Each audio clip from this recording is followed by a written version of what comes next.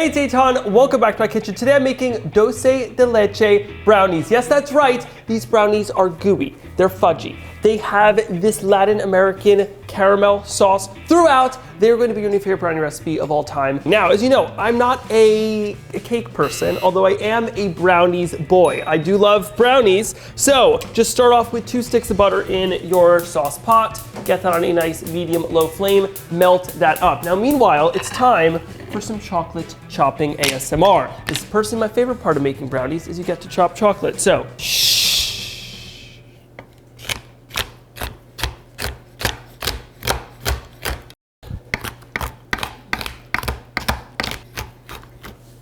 There we go.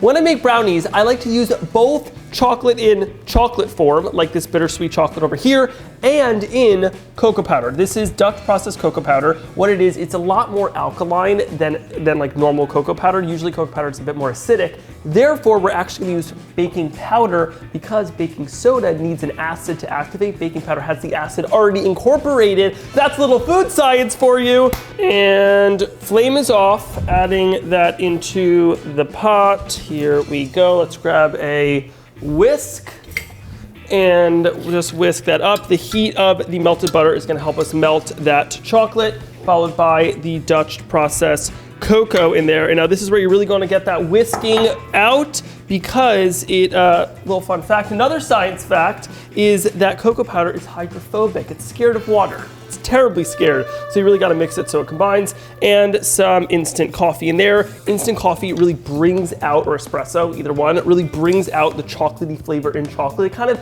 enhances chocolate, gives it more chocolatiness. Really mix that up until it is fully combined and all of the chocolate is melted, but make sure your flame is off. You do not want to burn the chocolate.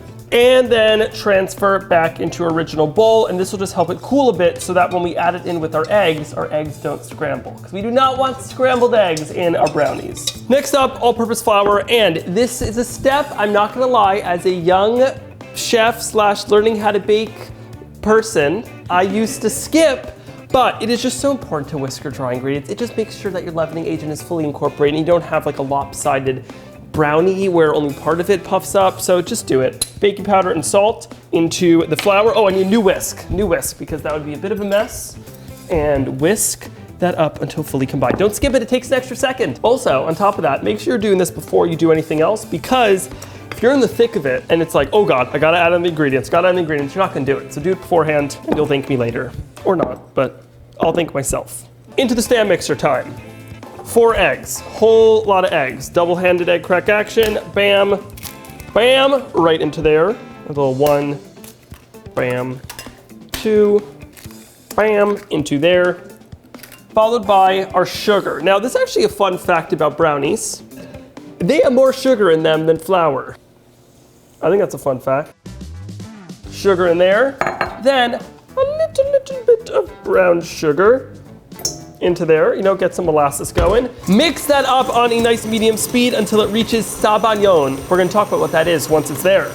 I think we have reached sabayon. All right, let's just take this, and you have it when it will ribbon in a figure 8 formation. Yup, there we go. Another indicator is it's at its ribbon stage, so it'll fall like a ribbon. Grab your chocolate, and it's very important to extremely slowly pour it in. This is going to help temper eggs. If you just add these in quickly, it'll kind of cook the eggs too fast, so just a little bit, whisk that up, and you're basically just gonna slowly incorporate it. Keep on slowly pouring it in as you combine the egg mixture and that rich chocolate. Vanilla extract, another ingredient that helps accentuate chocolate, gives chocolate that extra chocolatiness. And it's important that you add it at this stage and not earlier, because if you added it with the hot chocolate, it would evaporate, and we don't want that to happen. Flour mixture into there, get it in, and you want to mix on a very slow speed because we do not want to incorporate any gluten. We want a no gluten environment. So just mix it on your lowest speed until it just comes together. And just like that, it is ready. Once it looks fully combined, just take your spatula and scrape off the bottom and just get that nice and incorporated. A lot of times the bottom of the mixers will have a little divot and some flour or butter or extra chocolate can get stuck in there, and then you'll just have like a pocket of weirdness in your brownies. And this is a pocket of weirdness free zone, except for me.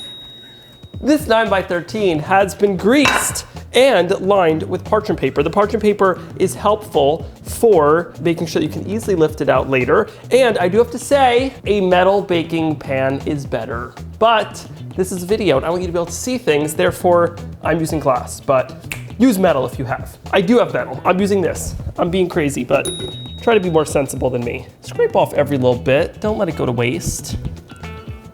And transfer that chocolatey goodness into your baking pan. Ooh. Can we talk about avocado brownies and how horrifying they are? I have tried testing out some avocado brownie recipes before in my life, and it was just a hard experience. Either eat guacamole or eat a brownie. Don't combine the two. That's my hot tip of the day. Spread it out so it's nice and even.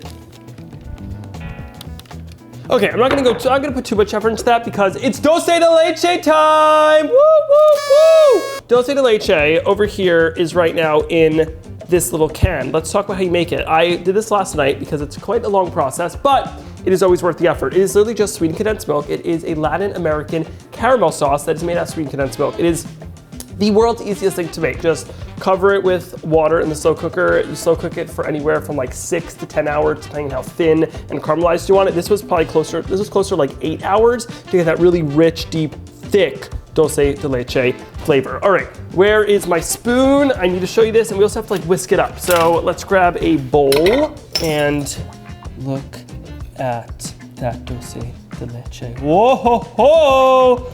Oh my God, it is just like pure happiness in a can. Oh, wow. And it's so easy. Like, I know caramel can be intimidating, like, oh, what if the sugar burns? There's ingredients, I have to check the temperature. None of that. It's just so easy. Here we go. Very important to just grab your whisk and just kind of whisk it up a little bit. I may need to microwave it a hair just to get it to kind of be soft again. You really want it to be spreadable because when it's this caramelized, it has a great flavor, but it can be pretty thick. Time for the drizzle. Take the dulce de leche and just drizzle it all over the top.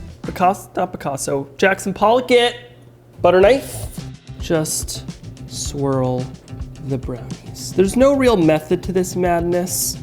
Think of classical music in your head while you're doing this.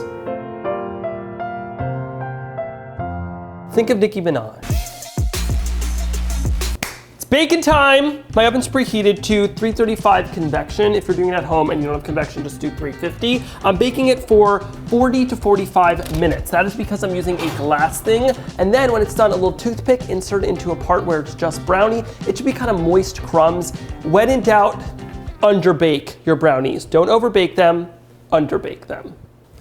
Oh, hello there, beautiful person. I hope you're enjoying this video. If you are, oh snap. Yes, that's right, I wrote a cookbook. Eitan Eats the World is available for pre-order everywhere books are sold, wherever you buy them, and on EitanEatsTheWorld.com. It is full of 85 of my favorite common food recipes, just like this delicious brownie recipe, and it is the #1 way to support my work. So, pre-order if you haven't already. All right, back to brownies. There is a jolly scent wafting through the air, and that is the scent of brownies and dulce de leche. Pop it out. Ooh, wowzers. Take that out. Now, I like to immediately hit it with some flaky salt. The flaky salt really contrasts well with the sweetness in there, so pow.